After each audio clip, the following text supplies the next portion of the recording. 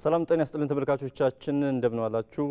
በዛሬው ፕሮግራማችን ጀምሯል። የዛሬው ዳጉ ፕሮግራማችን በተለይም ትኩረት የሚያደርገው የክረምት በጎ ፍቃድ ላይ ነው ትኩረት አድርገን ውይይት የምናደርገው። በዚህ ላይ እንግዶችን ጋብዘናል። ከዚህ ስቱዲዮ አቶ የመር ከበደ ኢማም በአዲስ አበባ ከተማ አስተዳደር የህብረተሰብ ተሳትፎና በጎ ፍቃድ ማስተባበሪያ ኮሚሽን ኮሚሽነር ናቸው። እንደዚሁም አቶ ይሁነኝ መሐመድ የአዲስ አበባ ወጣቶች ማህበር ዋና ጸሐፊ ናቸው። እንደዚሁም ከባህር ዳር ስቱዲዮ አቶ አወቀ መንግስቴ አብረውን ቆይታ ያደርጋሉ። ከወላይታ ስቱዲዮ ደግሞ ዶክተር ልሳነ ወርቅ ኮንሴቦ እሳቸው የበጎ ፈቃደኛ ናቸው። አብረውን ቆይታ የሚያደርጉ ነው የሚሆነው። አብራችሁ ቆዩ።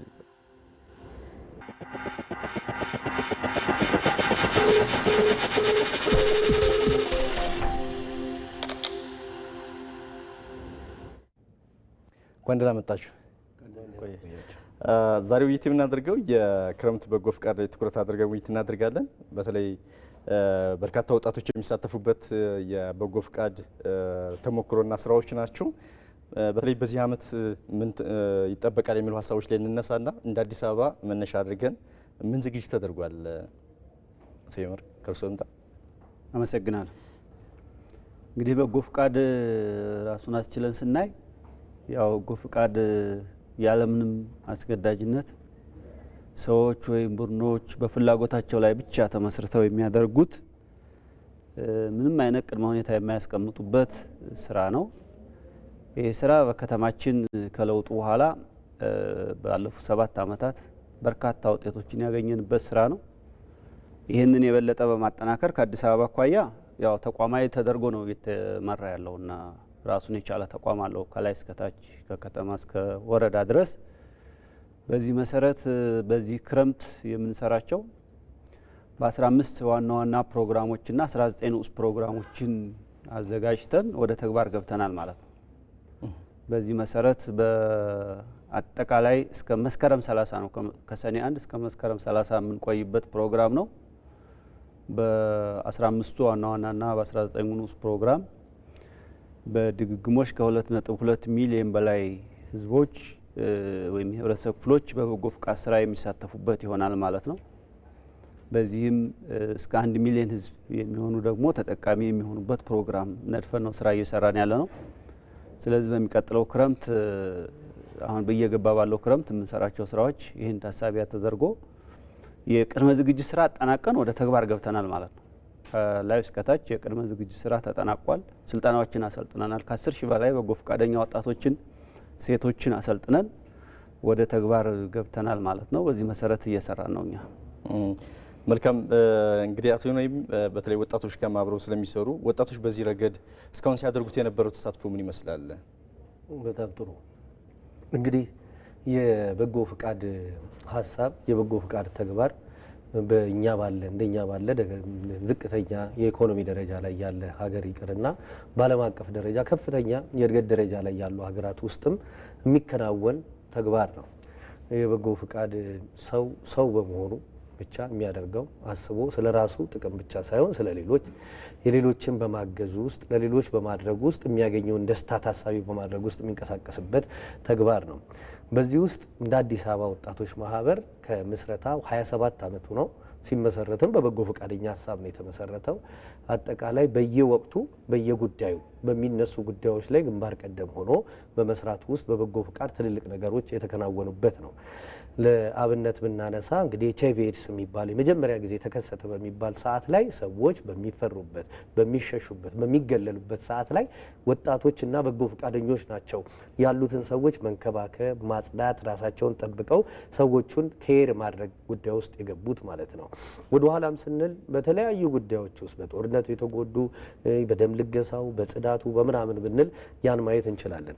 በቅርብ ጊዜ በዓለም አቀፍ ደረጃ የተከሰተውን የኮሮና ቫይረስ ወረርሽኝ ብንመለከት ያን ጉዳይ አስፈሪ በሆነበት ሰዓት ይሄን ያህል ሰው ተጎዳ፣ ይሄን ያህል ሰው ሆነ፣ ኢትዮጵያ ውስጥ 10 ምናምን ሰው መጣ ሲባል ሰው ቤተሰቡንና አካባቢውን በሸሸበት በፈራበት ሰዓት ላይ ደፍሮ ፊት ለፊት የመጣው ማን ነው? በጎ ፈቃደኛ ነው፣ ወጣቱ ነው። እንዴት ነው ይሄ ኮሮና ቫይረስ ሊሰራጭ የሚችለውን በሚለው ተረድቶ ኮሮና ቫይረስን እንዴት መከላከል እንችላለን የሚለውን በበጎ ፍቃድ ገፍቶ ነው የገባበት። የትራንስፖርት ሰልፉን የማራራቁን እጅ የማስታጠቡን ሳኒታይዘር አድርጎ ህብረተሰብና ሰዎች የሚበዙባቸው ቦታዎች ላይ እንዴት ራሳችንን መከላከል እንችላለን፣ የሃይማኖት ተቋማትና መሳሰሉት ላይ ከበጎ ፍቃድ ማስተባበሪያ ከወጣቶችና ስፖርት ጋር በጋራ በመሆን እና ከከተማ አስተዳደሩ ጋር በመናበብ ያንን ጉዳይ የመከላከል ስራ ላይ ሰፊ ስራ የተሰራበት ነው። የበጎ ፍቃድ ስራ ስንል እንግዲህ ማህበራዊ ነገር አለው፣ ፖለቲካዊ ነገር ይኖረዋል። የፖለቲካዊ ውጤት ያመጣል። ሰው አካባቢው ላይ ያለውን ሰው ተሰዶ እንዳይወጣ ጉዳት ውስጥ እንዳይደርስ ካደረግን አካባቢያችንን ከጠበቅን አካባቢውን በመጠበቅ ውስጥ አገርን መከላከል ውስጥ ይሆናል ማለት ነው። ማንኛውም ሰው ተሰዶ ከአካባቢው ርቆ ቢሄድ ቤቱ ያለ እንዲመስለው በማድረግ ውስጥ ያ ነው የሚሆነው ማለት ነው። የተጎዱትን መንከባከብ እነኚህ በማድረግ ውስጥ ሰፊ ስራ የተሰራበት ነው የበጎ ፍቃድ። በትምህርት ቤት ውስጥ እንሰራለን፣ በሆስፒታል ውስጥ እንሰራለን፣ በጎ ፍቃድን በመንገድ ላይ እንሰራለን፣ በትራፊክ እንሰራለን። በሁሉም አይነት ፕላትፎርም ውስጥ በጎ ፍቃደኞቻችን ይሳተፋሉ። ምንም በማሰብ ራስን ከራስ በላይ መሆን ነው። እንግዲህ ሰዎች ሙሉነት የሚደረካው በምንድን ነው ተብሎ ቢባል ለእኔ ማንበብ ሙሉ ሰው ያደርጋል ይባላል። ሙሉነት በምን ይለካል ነው ዋናው ነገር። ሙሉነት በምን ይለካል? መትረፍ ነው። ሙሉነት የሚለካው በበጎ ፍቃድ ነው ብዬ ነው ማስበው። እኔ የምችለውን ነገር እግሬ ጠንካራ መሆን የሚረጋገጠው እግራቸውን የተጎዱን ሰዎች እጃቸውን ይዤ ማሻገር ስችል ነው። ማየቴ የሚረጋገጠው ምን ሲሆን ነው? ማየት የማይችለውን ሰው አካባቢው ላይ ማገዝ ማለት ስችል ነው። ቤትም ማደስ የምችል ከሆነ እኔ በማደስ ውስጥ የተረፍኩ ነኝ ማለት ነው። እና በጎ ፈቃደኝነት ሙሉእነትን የሚያሳይ ነው። እንደ መንግስት አቶ ይመርም እንዳሉት በአዲስ አበባ ላይ በትልቁ ተቋም ተቋቁሞ እየሄደ ነው። መንግስት እንደ ተቋም የመንግስት አመራሮች እንደ ግለሰብ ትልልቅ ኮሚትመንት እየከፈሉ በጎ ፍቃድ የማህበረሰቡ አንድ ግንዛቤ አንድ ጉዳይ እንዲሆን እየተደረገ ነው። እያየን ነው። የአካባቢያችን የቤተሰብ ችግር በሰውየው ችግር ልክ እያለፈ አይደለም። የሰውየው ችግር የኔ ነው። በበዓላት ሲከበሩ ሰዎችን ይረዳሉ፣ ሰዎች ሰዎችን ይረዳሉ። ቤቶች ሲገነቡ ባለሀብቶች ድሮ ላይ ቢዝነሳቸውን እንጂ ከዛ ግንባታ ውስጥ አይሳተፉም። አሁን ላይ ግን በተፈጠረው እድል ግለሰቦችን ቤት የተጎዱትን ቤት ማደስ ላይ በምናደርገው እንቅስቃሴ ሰፊ ድጋፍ እየተደረገ ነው። ለማሳያ ብናይ ክቡር ጠቅላይ ሚኒስትሩ የሰው ልጅ የወደቀ ልጅ አንስተው አሳድገው የኔ ልጅ ብለዋል። ከነስሙ ማለት ነው። ሙሉ ለሙሉ እየወሰዱ ነው። ይሄ በማህበረሰብ ውስጥ ምን ይፈጥራል? እንዲህ ማድረጉ ባህሉ እርሾ አለ። ግን እዚህኛው ላይ ደግሞ ትልቅ ኃላፊነት ተጨምሮበት ሲሄድ ወደ ከፍተኛ ደረጃ ከፍ ይላልና በዚህ እንቅስቃሴ ውስጥ ወጣቶች በማስተባበር በማገዝ በማነቃቃትና ተጨባጭ ውጤት እንዲያመጣ በማድረግ ውስጥ ሰፊ ስራን እንሰራለን ከአመት እስከ አመት። በክረምቱ ሲሆን ግን ወጣቶች ጊዜ ይኖረናል። ከትምህርት የሚያርፉበት ጊዜ ይኖራል። ከስልጠና የሚቆዩበት ጊዜ ይኖራል። ባሉበት በአካባቢያቸው ደግሞ ይህንን ተግባር በማስፈጸም ሂደት ውስጥ ከበጎ ፈቃድ ማስተባበሪያና ከባለድርሻ አካላት ጋር በመሆን ለውጤታማነት እንተጋለን ማለት ነው። በጣም ጥሩ ሀሳብ ነው የነገሩን። ወደ ባህር ዳር እንምጣና በተለይ በአማራ ክልልም ያለውን ተሞክሮም ያካፍሉናል። በተለይ ደግሞ በእናንተ በኩልስ የበጎ ፍቃድ እንዴት ነው የሚረዱት? በጎ ፍቃድ ምን ማለት ነው የሚለውን ሀሳብ እናንሳና ወደ ኋላ መለስ ብለን ደግሞ ምን እየሰራችሁ ነው የሚለውን ሀሳብ እናነሳለን። እንግዲህ በጎ ፍቃድ ከትርጓሜው ስነሳ ዜጎች ለወገኖቻቸው፣ ለማህበረሰቦቻቸው፣ ለጎረቤቶቻቸው ምንም አይነት ጥቅምን ከግምት ውስጥ ሳያስገቡ ከጊዜያዊ ችግር እስከ ዘለቄታዊ ድጋፍና እንክብካቤ የሚያደርጉበት ማህበረሰብ አቀፍ የበጎ ፍቃድ አገልግሎት ነው። ከዚህ አኳያ ጥቅምን እና ሌሎችን ከግምት ውስጥ ሳያስገቡ እድሜን፣ ጾታን፣ ማህበራዊ ኢኮኖሚያዊ ስታተስን ከግምት ውስጥ ሳያስገባ ስብዕናን ብቻ መሰረት ተደርጎ የሚደረግ ድጋፍ ነው። ያው ወጣቶች ጊዜያቸውን፣ ጉልበታቸውን፣ እውቀታቸውን፣ ክህሎታቸውን ማህበረሰባቸው በተለይም በመንግስትና በህብረተሰቡ ያልተሸፈኑ ማህበራዊና ኢኮኖሚያዊ ክፍተቶችን ለመሙላት የሚያደርጉት አገልግሎት ነው። ይህን ሲያደርጉ ዓለም አቀፋዊ የሆነው የበጎ ፈቃድ አገልግሎት መርሆችን እንዲሁም ልዩ ተጨማሪ ልዩ መርሆችን ከግምት ውስጥ አስገብተው ተላብሰው የሚያከናውኑት ተግባር ነው ማለት ነው። መልካም። እንግዲህ ወደኛ እመለሳለሁ። ወደ እርስዎ ወደ ወላይታ እንምጣና ዶክተር ልሳነ ወርቅ እርስዎም እንግዲህ በግሎት ነው በተለይ የበጎ ፍቃድን የሚያገለግሉትና እንዴት ነው የሚረዱት የበጎ ፍቃድን?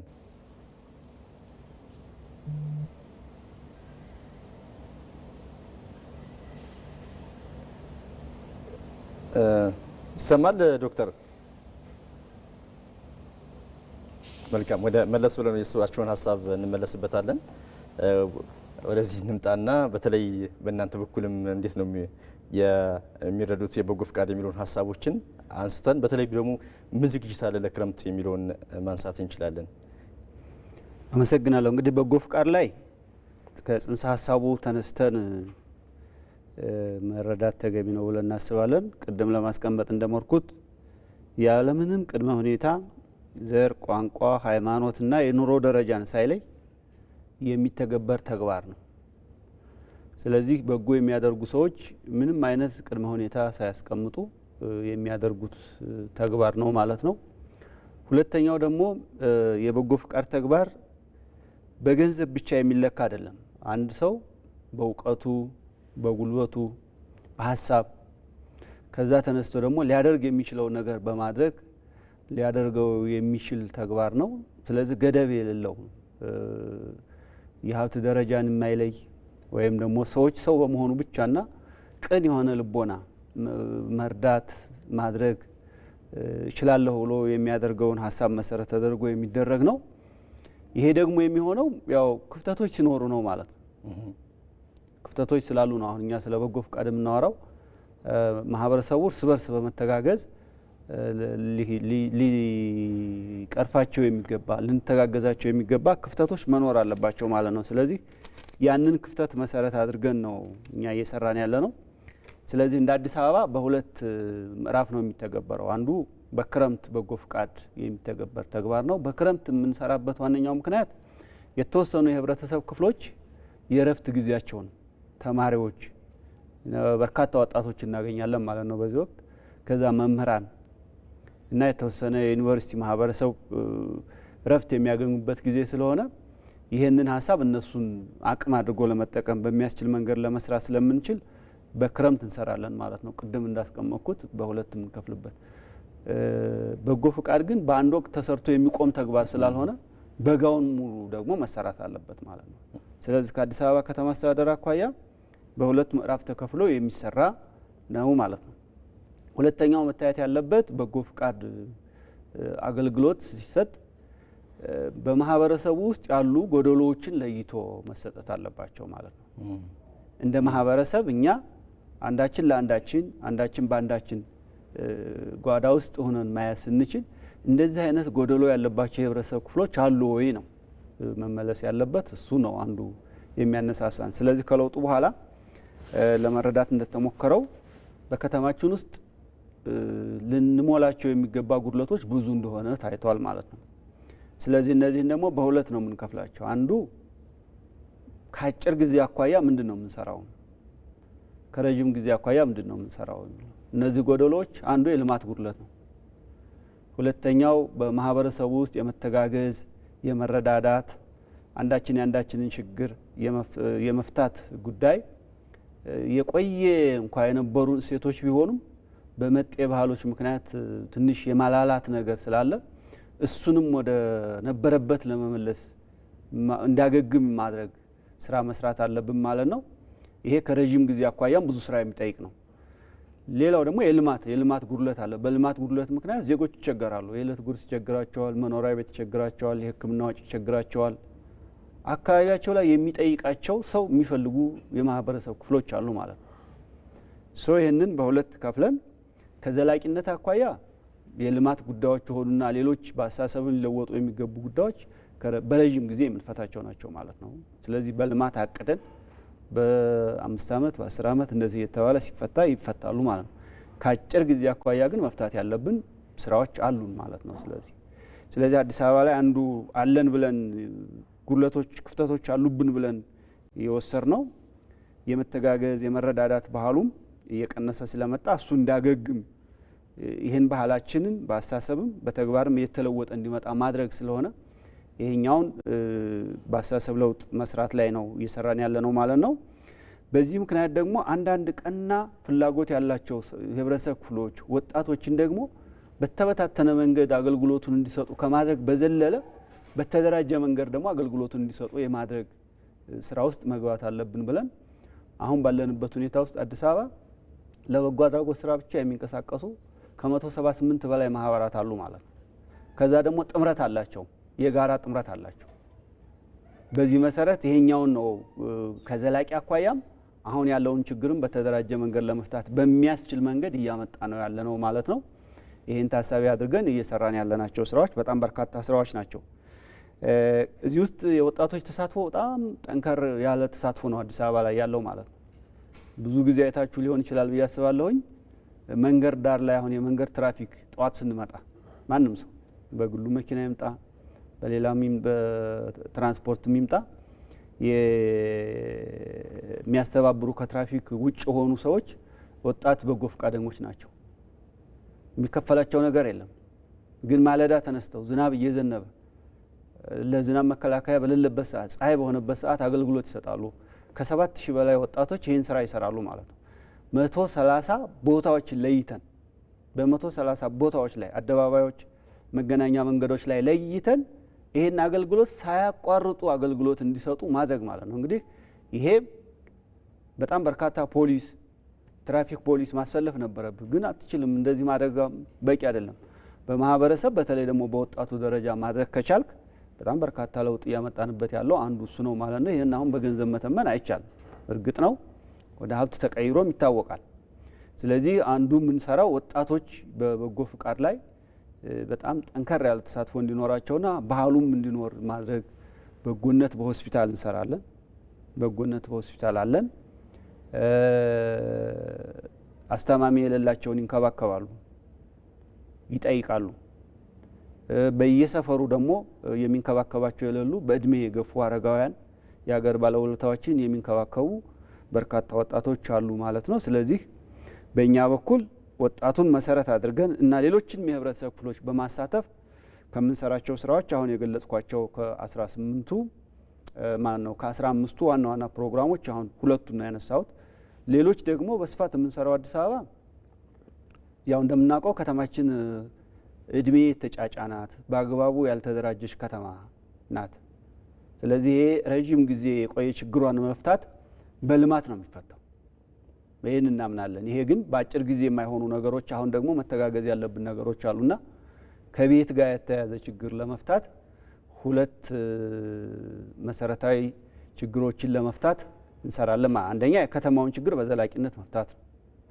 ሁለተኛ ደግሞ ቤታቸው የወደቀባቸው ያረጀባቸው እና እንደ መኖሪያ የማይቆጠሩ ቤቶችን ለይተን በጎ አድራጊ የህብረተሰብ ክፍሎችን አሳትፈን ቤት የመገንባት ስራ እንሰራለን ማለት ነው። ቤት የማደስ ትተናል። እኛ አዲስ አበባ ላይ አናድስም፣ መገንባት ነው። ከG+0 ጀምረን እስከ G+9 እና ከዚያ አልፎ ደግሞ የበጎነት መንደር እስከ መመስረት ደርሰናል ማለት ነው።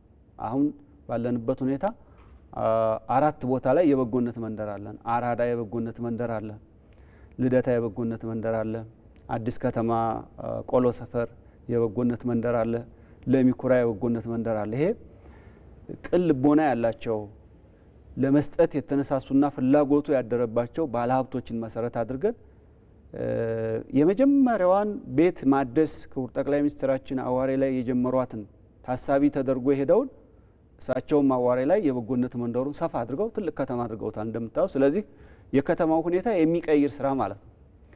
ከዛ ልደታ ላይ በተመሳሳይ ለሚኩራ ላይ በተመሳሳይ ቆሎ ሰፈርን የሚያውቅ ሰው አሁን ለመግባት ለመውጣት በጣም የሚያስቸግር ሰፈር ነው።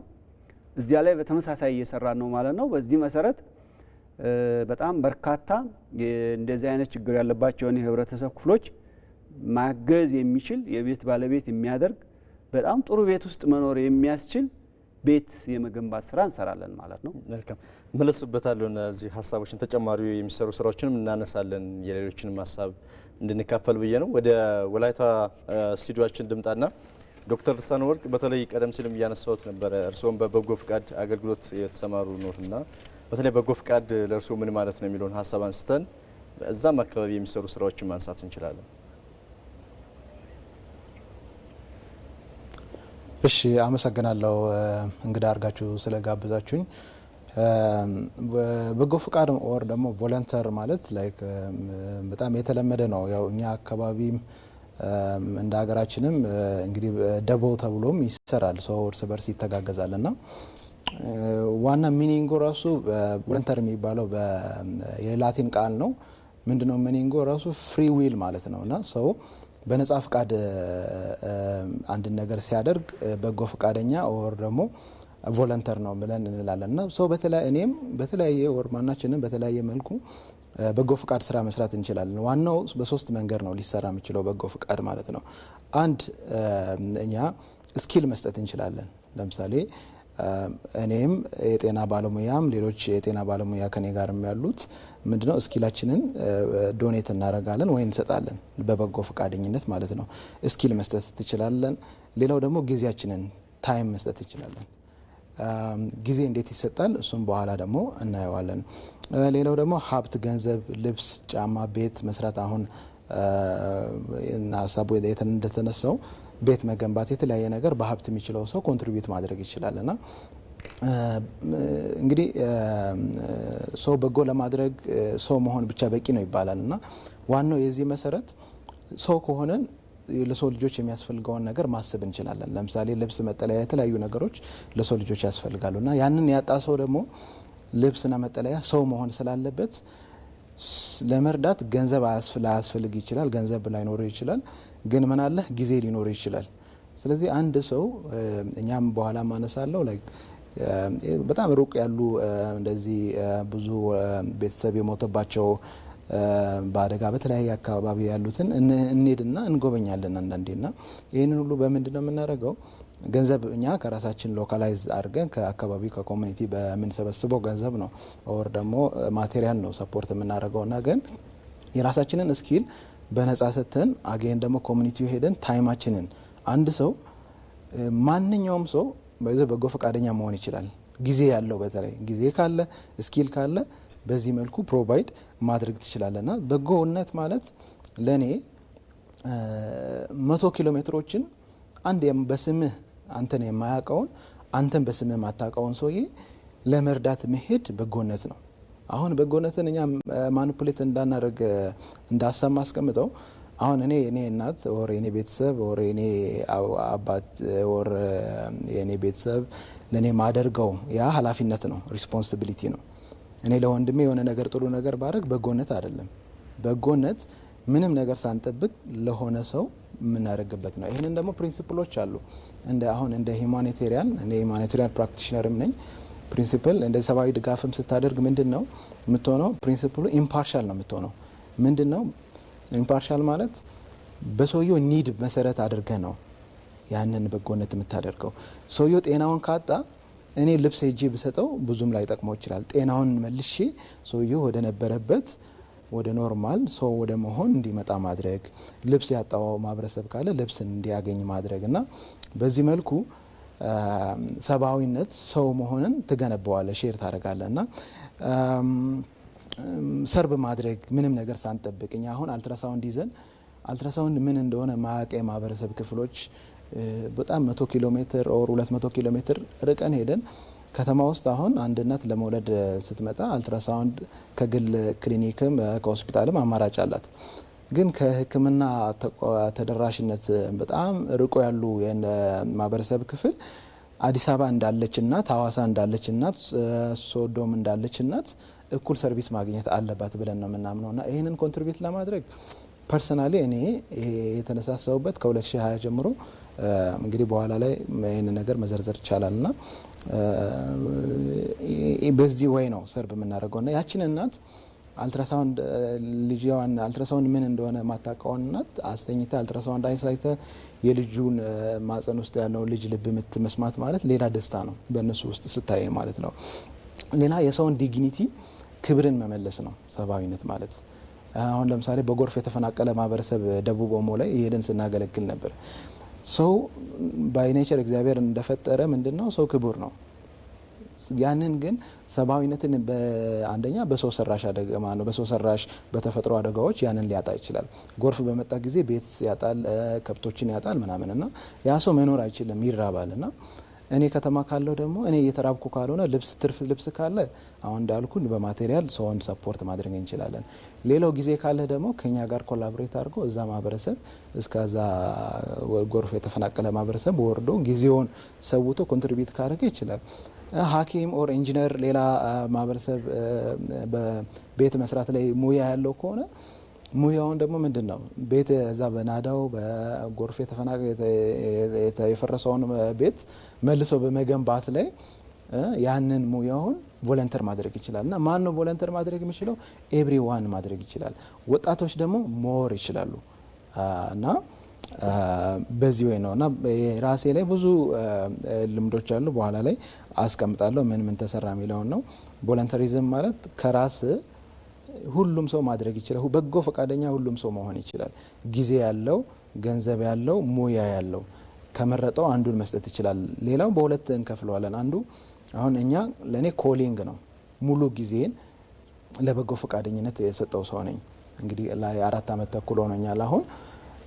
አንዱ ደግሞ አሁን እንዳልኩ ትርፍ ጊዜ፣ ትርፍ ሰዓት ኦር ደግሞ ትርፍ ልብስ፣ ሙያም እንደዚህ በትርፍ ጊዜው ኮንትሪቢዩት ማድረግ ይችላለሁ። ጥሪ ደግሞ አምላክ ደግሞ በፐርፐዝ አንተን ሲፈጥር ጥሪ ካለ ደግሞ ፉሊ ወደዚህ ሰርቪስ መግባት ትችላለህ። እና እኔ ፐርሰናሊ የራሴን ክሊኒክ ነበረኝና ክሊኒኬን ሁላ ማቴሪያሎችን ሸጬ ነው 1 ዓመት ትንሽ ዓመት ሰራውና ያንን ሸጬ ወደ በጎ አድራጎት መስራት ውስጥ ገባው። ያንን ያደረኩበት በእኔ ላይ በቤተሰቤ ላይ በደረሰ አደጋ ነው። በኋላ ላይ ሜንሽን አደርጋለሁ። በጎነት ማለት በዚህ ወይ እኔ ገልጸዋለሁ ማለት ነው። ጥሩ ሀሳብ ነው ያነሱልን። ወደዛው ወደ ባህር ዳር ስቱዲዮ እንምጣና እንደዚሁ አታወቅም በአማራ ክልል በተለይ የበጎ አድራጎት በምን መልኩ ሲተገበር ቆይቷል? አሁንስ በተለይ በክረምት ምን ስራዎች ይከናወናሉ የሚሉ ሀሳቦች እንደምናንሳ። እሺ፣ አመሰግናለሁ። እንግዲህ የበጎ ፍቃድ አገልግሎት በእኛም ክልል በ4 ዋና መርሃ ግብሮች ነው የሚካሄዱት። አንደኛው የክረምት ወራት የወጣቶች የበጎ ፍቃድ አለን። ሁለተኛው የበጋ በጎ ፍቃድ አገልግሎት አለን። ሶስተኛው ወሰን ተሻጋሪ፣ አራተኛው የድንበር ተሻጋሪ የሚባሉ 4 የበጎ ፍቃድ መርሃ ግብሮች አሉ። በእነዚህ መርሃ ግብሮች በዋናነት አሁን ላይ እየሰራ ነው ያለነው እንደ ክልል 2 ነው፣ በክረምትና በበጋ በጎ ፍቃድ አገልግሎት ነው። በወሰን ተሻጋሪ በጎ ፍቃድ አገልግሎት በተለይም ሚኒስቴር መስሪያ ቤታችን በሚያዘጋጃቸው የወሰን ተሻጋሪ በጎ ፍቃድ አገልግሎት እኛም ወጣቶችን መልምለን የስምሪቱ አካል የተግባሩ አካል በእኛ ክልልን በሚከናወኑ የወሰን ተሻጋሪ በጎ ፍቃድ አገልግሎት በዚህ መንገድ እንዲስተናገድ አካል ሆነን እየሰራን ያለንበት ሁኔታ ነው ያለ። ስለዚህ ባለፉት ዓመታት የበጎ ፍቃድ አገልግሎት ራሱን የቻለ አደረጃጀትና አሰራር ተዘርግቶለት የበጎ ፍቃድን በባለቤትነት ወጣትና ስፖርት እያስተባበረ ሌሎች የበጎ ፍቃድ ፎረም አለ፣ ስትሪንግና ቴክኒክ ኮሚቴዎች አሉ፣ ተቋማትን ያቀፈ የሴትና ወጣት አደረጃጀቶችን ያቀፈ ራሱን የቻለ ይህንን በበጎ ፍቃድ አገልግሎት በበላይነት በጋራ ሆኖ የሚሰራ ተቋማት አሉ። ስትሪንግና ቴክኒክ ኮሚቴ ቴክኒካል ፓርቱን የቴክኒክ ኮሚቴ የሚሰራበት፣ አብይ ኮሚቴ ደግሞ በበላይነት ይህንን የሚመራ የሚያስተባብርበት የሚደግፍበት ሁኔታዎች ናቸው አሉ። ስለዚህ በመርሃ ግብር ደረጃ በክረምትና በበጋ ብለን ነው አገልግሎቱን እየሰጠን ያለን። በእያንዳንዱ ፕሮግራሞች ደግሞ የራሳቸው ንዑስ ምዕራፎች አሉ። ለምሳሌ በክረምት ወራት የበጎ ፍቃድ ወስደን በምናይበት ሰዓት የቅድመ ዝግጅት ምዕራፎች አሉን፣ የተግባር ምዕራፎች አሉን፣ የማጠቃለያ ምዕራፎች አሉን። ስለዚህ የቅድመ ዝግጅት ምዕራፎች ብለን የምናየው ከሰኔ 1 እስከ ሰኔ 30 ባሉት አጠቃላይ የክረምቱን በጎ ፍቃድ አገልግሎት እውን ለማድረግ ቅድመ ዝግጅት የምናደርግበት በተለይም እቅድ የምናቅድበት በተቋም ደረጃ በአስተባባሪ ተቋም ደረጃ በአደረጃጀቶች በኩል እቅድ ታቅዶ አንድ የጋራ እቅድ የሚኖርበት ሁኔታ ነው ያለ። ከዛ ውጭ ይህን እቅድ የጋራ የማድረግ ወጣቶችን የመመልመል ወደ ታች የማውረድ ኦሪየንቴሽን የመስጠት ሀብት የማሰባሰብ ግብአቶችን የማሟላት አጠቃላይ ስራውን ለመስራት የሚያስችል ምቹ ሁኔታ መሬት ላይ የመፍጠር የቅድመ ዝግጅት ምዕራፍ ብለን እንጠራዋለን። የተግባር ምዕራፍ ብለን የምንጠራው ከሐምሌ 1 እስከ መስከረም 20 ድረስ ያለው የተግባር ምዕራፍ ነው። በዋናነት እነዚህ ያቀድናቸውን እቅዶች መሬት የምናስነካባቸው ተግባራዊ የምናደርጋቸው የህብረተሰቦቻችን ጥያቄዎች፣ ፍላጎቶች ምላሽ የምንሰጥበት ምዕራፍ ሲሆን በማጠቃለያ ምዕራፍ ደግሞ ከመስከረም 21 እስከ መስከረም 30 የምናከናውነው ተግባር ነው። በዚህም በተለይም በክረምቱ የተሰሩ ስራዎችን በማደራጀት በመገምገም ተገቢውን እውቅና የምንሰጥበት ሪፖርቶች ተገምግሞ ፋይናላይዝ የሚደረጉትና ለበጋ በጎ ፍቃድ የቅድመ ዝግጅት ምዕራፎች የምናደርግበት በዚህ መንገድ ስራዎችን እየሰራን ያለንበት ሁኔታ ነው ያለ። እንግዲህ ከ2017 አሁን መጪው የክረምት ወራት በጎ ፍቃድ አገልግሎት አሁን ለማድረግ እንደ ክልል በክልል በዞን በወረዳ እስከ ቀበሌ ድረስ ይህንን የቅድመ ዝግጅት ስራዎችን ሰርተን እያጠናቀቅን ያለንበት ሁኔታ ነው ያለው። ከዚያ አኳያ በክልላችን ወደ 8.4 ሚሊዮን የህብረተሰብ ክፍል በበጎ ፍቃድ አገልግሎት ይሳተፋል ብለን አቅደን ወደ ስራ ገብተናል። ከዚህ ውስጥ 5.4 ሚሊዮን የሚሆነው ወጣቶች ሲሆኑ ቀሪው ደግሞ እድሜያቸው ከ35 ዓመት በላይ የሆነ ሴቶችና ሌሎች የህብረተሰብ ክፍሎች ናቸው የሚሆኑት። ይህንን ስራ በመስራት ከ13 ሚሊዮን በላይ የሚጠጉ የህብረተሰብ ክፍሎቻችን ተጠቃሚ ይሆናሉ ብለን እናስባለን። ይህም በመስራታችንም የክልላችን መንግስትና ህብረተሰብ ሊያወጣው የሚችለው ከ7.44 ቢሊዮን ብር በላይ ማዳን የምንችልበት ሁኔታዎች ናቸው ያሉት። ያለፉት ስራዎቻችን ኤክስፒሪየንስ የሚያሳዩት በዚህ መንገድ ስራዎችን በመስራት የህብረተሰቡና መንግስት ሊያወጣው የሚችለውን ሀብት ማዳን ለሀገር ኢኮኖሚና እድገት ወጣቱ ሌሎች የህብረተሰብ ክፍል በበጎ ፍቃድ አገልግሎት በመሳተፋቸው ኢኮኖሚያዊ ፋይዳዎችን፣ ማህበራዊ ፋይዳዎችን፣ ፖለቲካዊና የባህል ፋይዳዎችን ማስመዝገብና ማምጣት የተቻለበት ሁኔታ ነው ያለ። በዚህም በተለይም በክረምት ወራት የበጎ ፍቃድ አገልግሎት ወደ 16 የሚደርሱ የስምሪት መስኮች አሉን። በዚህ ስር ወደ 50 የሚደርሱ ደግሞ ንዑስ መለኪያዎች ወይም ዝርዝር ተግባራቶች ያሉበት ሁኔታ ነው ያለ። እንግዲህ የመጀመሪያው ተግባር ወስደን ካየን የአረንጓዴ አሻራ ፕሮግራም ነው ወይም ተግባር ነው ወይም የችግኝ ተከላ ፕሮግራማችን ነው። በዚህ ረገድ ከግማሽ ቢሊዮን በላይ ችግኞችን በመትከል በተለይም የግሪን ኢኮኖሚ ሌጋሲ ማስቀጠል የሚቻልበትን በረሃማነትን መከላከል የሚቻልበትን ስራዎችን እንደ ክልል ለሀገርም ለአህጉርም ብሎም ለዓለምም ድርሻችን እናበረክታለን ብለን አቅደን ወደ ስራ የገባንበት ነው።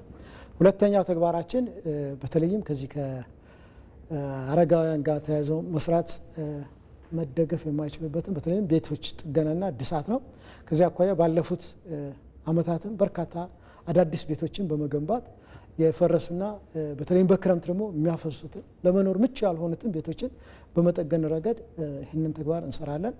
ሌላው ድጋፍና እንክብካቤ ለሚያሻቸው የህብረተሰብ ክፍሎች የማዕድ ማጋራት፣ የአልባሳት ድጋፎችን የምናደርግበት ሌላው ተግባራችን ነው።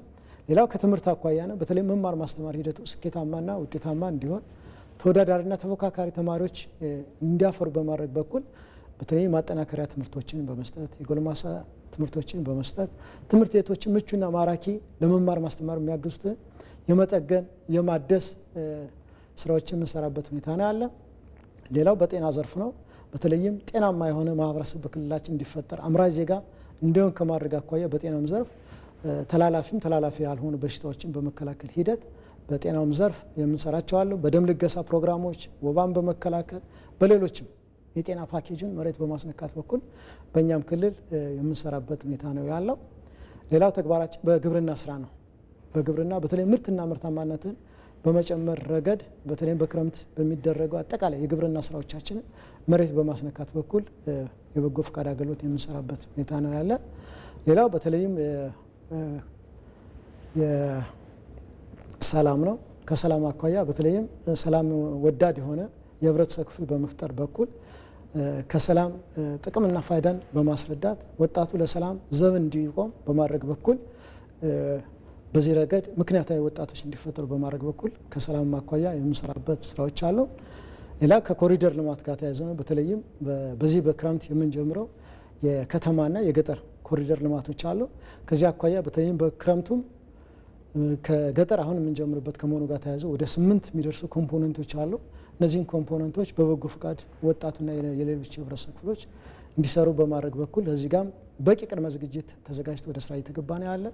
በከተማ ኮሪደር ልማትም ቢሆን ወጣቶች ሚናቸው እንዲጫወቱ በማድረግ ምቹ ሁኔታ የተፈጠረበት አቅደን ወደ ስራ የገባንበት ሁኔታ ነው ያለው። ሌላው ተግባር ከዚህ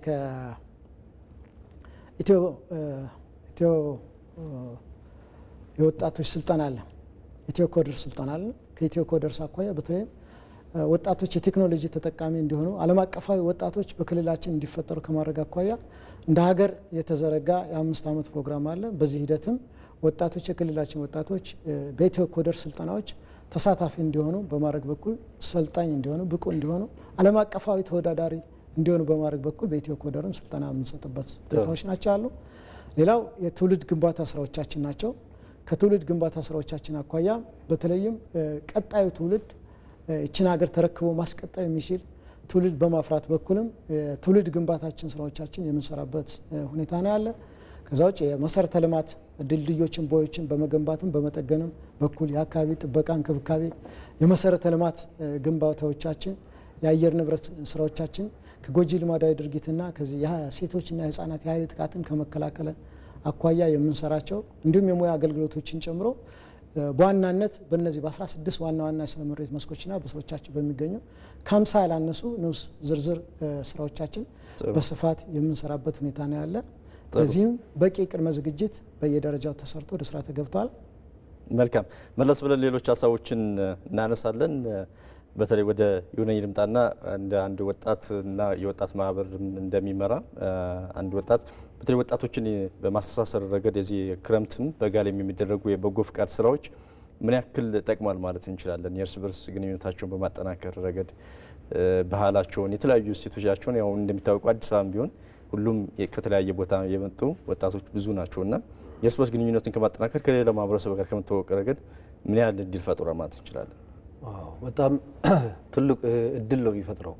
የበጎ ፍቃድ ማለት እንግዲህ ክራይቴሪያ ወጥቶበት እንዲህ ያልሆነ እንዲህ አያደርግም፣ እንዲህ ያልሆነ ይሄን አይሰራም የማይባልበት ግን ለማድረግ ሙሉ ዝግጅት ያለ ቅድም በደቡብም ይሁን ከአማራ ክልልም እዚህም ያለነው ሰዎች ያነሳናቸው መነሳሳትና ፍላጎት ለማድረግ ያለ ቅን ፍላጎት መነሻን አድርጎ በሚደረግ እንቅስቃሴ ውስጥ የእርስ በርስ ትስስሩ እጅግ የጎለበተ እንዲሆን ይፈጥራል። የመጀመሪያው እርስ በርስ ትስስሩ ማለት ወጣቱ በራሱ በጎ ፍቃደኛው በራሱ እርስ በርስ ይግባባል፣ ይናበባል። እኔ በየትኛው ዘርፍ ነው ጥንካሬ? ከስፖርት አንጻር ነው? ከስልጠና አንጻር ነው? ከማስተባበር አንጻር ነው? ከመደገፍ አንጻር ነው? ከየትኛው አንጻር ነው የሚለው ነገር እርስ በርስ የሚናበቡበት የሚግባቡበት ይሆናል። እንግዲህ ሀራዳ ክፍለ ከተማ ያለው አዲስ አበባ ውስጥ ከቦሌው ከንፋስ ስልኩ እንዲህ እየተደረገ መላው አካባቢ ላይ ያለው የሚተሳሰርበት ይሆናል። ከዚህ ባሻገር እንደ መነሻ ብንወስድ እኛ ወሰን ተሻጋሪ ብለን ከምንለው አንጻር የአዲስ አበባና ከአጎራባች ከተሞች ጋር ብለን የምንሰራው የበጎ ፍቃድ ስራ አለ። እኛ የአዲስ አበባ ወጣቶች አጎራባች ወደ ሆነው ወደ ኦሮሚያ ክልል ሸገር ከተማ አስተዳደር ጋር ልክ ጤፍ ወይም እርሻ ማሰባሰብ እንደዚህ በሚባልበት ጊዜ ላይ ተደራጅተን እንሄድና ያንን የበጎ ፍቃድ እንሰራለን።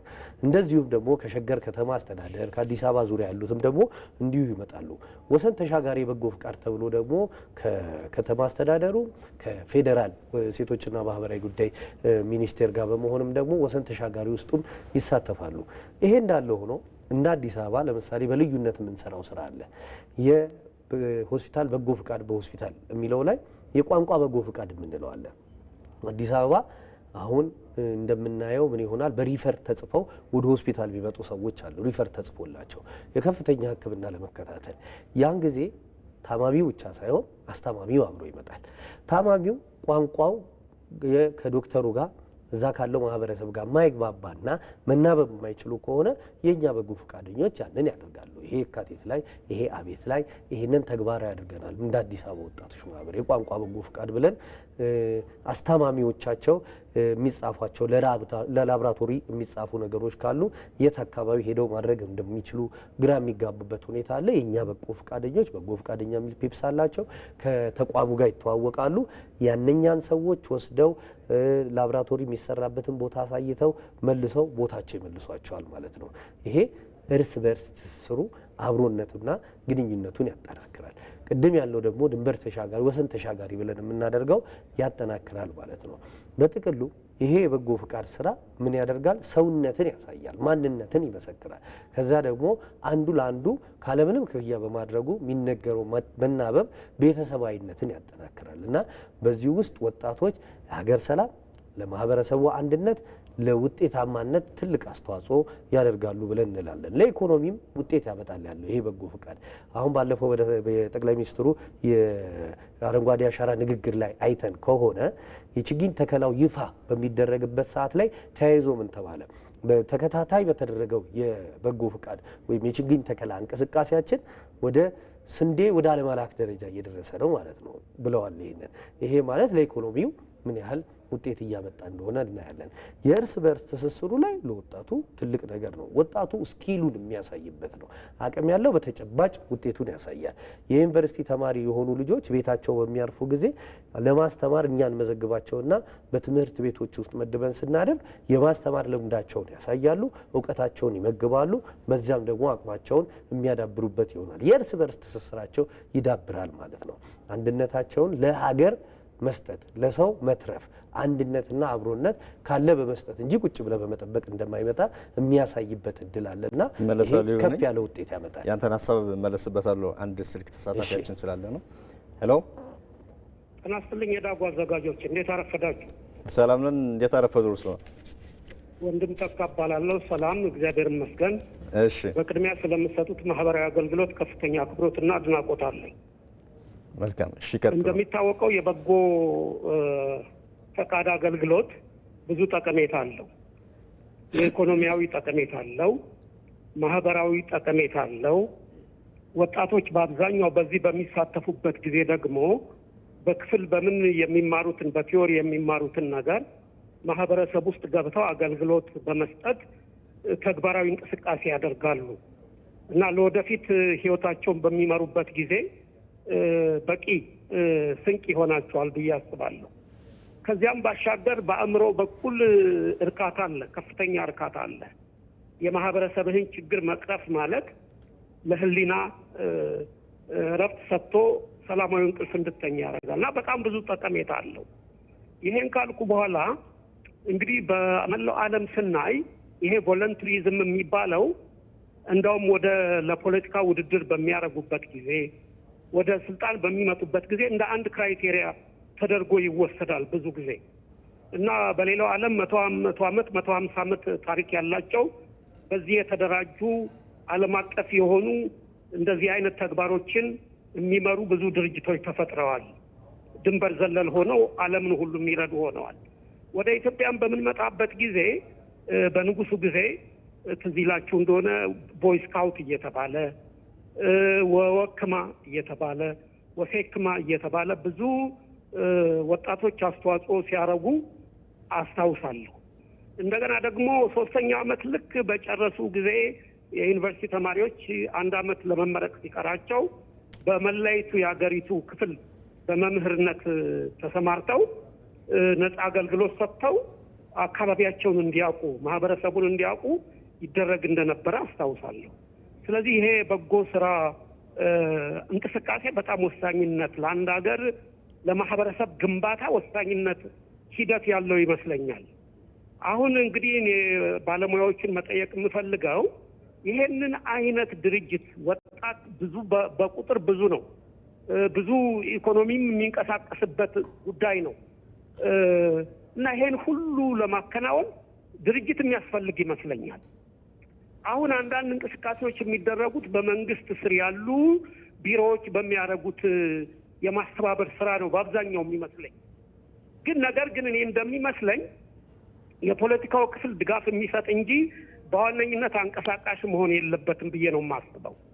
ይሄንን ነገር የሚሰሩ በሲቪል የሆኑ ለነጻ ከምንም ትርፍ ያልተቋቋሙ ማህበረሰቦች ሲበዙ ነው ብዬ አስባለሁ።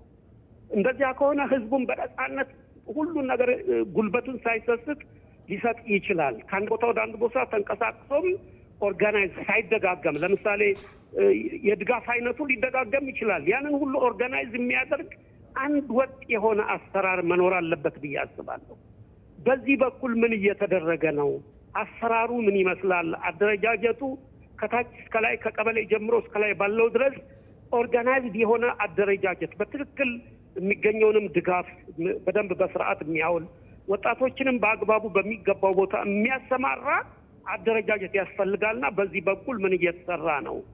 በዚያ ላይ ደግሞ ይሄ ጥገና የቤት ጥገና እየተባለ በየክረምቱ ብዙ ጥረት ሲደረግ እናውቃለን። እንደምታውቀው የዝናብ ወራት ነው፣ ለጥገናም ብዙ አያመችም ወቅቱ። ስለዚህ በበጋም ጨምሮ ይህንን የቤት ጥገናውን በተለይ ከአዲስ አበባ ውጭ እንኳን አንጠግንም ብለዋል። ከአዲስ አበባ ውጭ ያሉት በዚህ መልኩ በበጋ ሰዎቹ ከቤታቸው ሳይፈናቀሉ ከብርድ ከዝናብ እንዲድኑ ወደ በጋ አካባቢ ቢገነባላቸው ቢጠገንላቸው የተሻለ ሊሆን ስለሚችል በዚህ በኩልስ ምን እየተሰራ ነው? በአጠቃላይ ስለ አደረጃጀቱ እና ስለ ሂደቱ መግለጫ እንድሰጡበት ነው። አመሰግናለሁ። እሺ፣ እናመሰግናለን። እሳቸው የሚያነሷቸው ሀሳቦች አሉ፣ በተለይ ከአደረጃጀት ከአሰራርም አንጻር። ከዚህ ባሻገር ግን እንዲሁ የወጣቱም ተሳትፎ ከጊዜ ወደ ጊዜ በተለይ የበጎ አድራጎት ላይ ያለው ተሞክሮ ምን ያክል እያደገ ነው የሚሉን ሀሳቦችን ብናነሳ ጥሩ ነው ብዬ አስባለሁ። እንደ አዲስ አበባ እንዲሁ እንደ ሀገርም ያሉ ተሞክሮች ካሉ ምን ያህል እየሰፋ ነው ቀደም ሲል ከነበረበት መንገድ? እሺ፣ አመሰግናለሁ። እንግዲህ ቅድም ለማንሳት እንደሞከርኩት ሌሎች ያነሱትንም ታሳቢ ማድረግ ያለብን የበጎ ፍቃድ ስራ ሰዎች በፍላጎታቸው ብቻ የሚያደርጉትና ገደብ የሌለው ነው። ያሉበት የኢኮኖሚ ደረጃ ወይም ደግሞ የሀብት ደረጃ የማይወስነው ማንኛውም ሰው በእውቀት፣ በጉልበት፣ በገንዘብ ኢቭን በሀሳብ ሊሰራው የሚገባ ስራ ነው እስካልን ድረስ አደረጃጀቱም ይህንን የማስተባበር ስራ ደግሞ የበለጠ የመንግስትም በፖሊሲ ሊደግፈው እና ከዛ አኳያም የሚኖሩ ነገሮችን የማመቻቸት ስራ መሰራት አለበት ማለት ነው። ስለዚህ በግልጽ በሀገር አቀፍ ደረጃ የሚታወቀው ከለውጥ በኋላ የለውጡ መንግስትና ብልጽግና የሰው ተኮር ተግባራት ቁልፍ ተግባር እንደሆነ በፖሊሲ ተደግፏል። የፓርቲው ፕሮግራምም ላይ በግልጽ ተቀምጧል ማለት ነው። ይሄ ሰው ተኮር ተግባራት ሀብታም ስንሆን ወይም ደግሞ ባለጸጋ አገሮችም እንደ አገር አንድ አገርም ባለጸጋ ነው ቢባል የሚቀር ማለት አይደለም፣ አይቀርም። ጉድለቶች ይኖራሉ። በማንኛውም ጊዜ ውስጥ ጉድለቶች አሉ ማለት ነው።